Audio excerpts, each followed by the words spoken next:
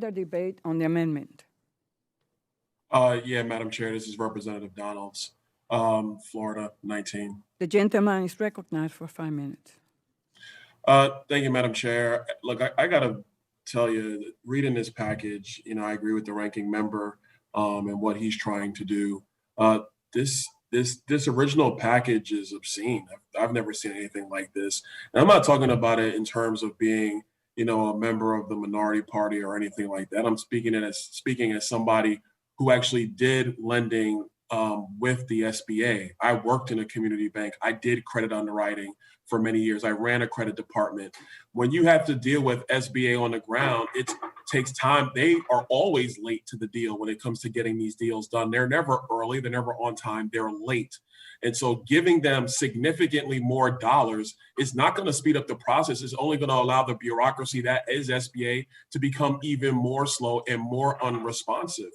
To the point that was made about maybe the private sector hasn't been able to do a good job lending money. The reason that's the case is because the federal government, through regulations that were put through in another committee, the Financial Services Committee, more than a decade ago, have crippled community banking in the United States. I know because I worked at one. I was involved when a lot of these regulations started coming through.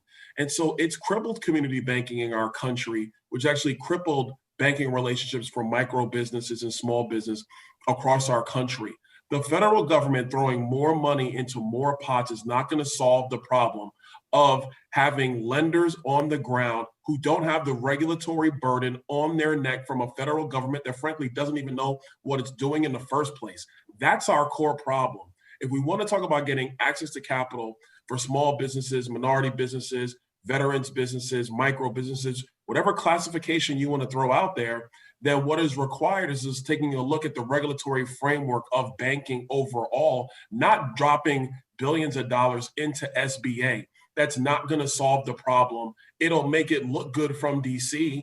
Members of Congress will say, oh, look, we did something, but it's not going to effectuate what actually happens on the ground. I'm not speaking about this as a legislator. I'm speaking on this as a former banker, somebody that was in the streets, that's done the hard work, that's underwritten these small loans that the majority party is talking about have evaporated. That is because it has been an insane regulatory environment in community banking for the last decade. And if you talk to any community banker, and I talk to a lot of them in the state of Florida, I had during my time in the state legislature and my time now, they will tell you the exact same thing. This is a bad package. This is not what we should be doing. We should be looking at regulatory reform. I yield back. Is there any further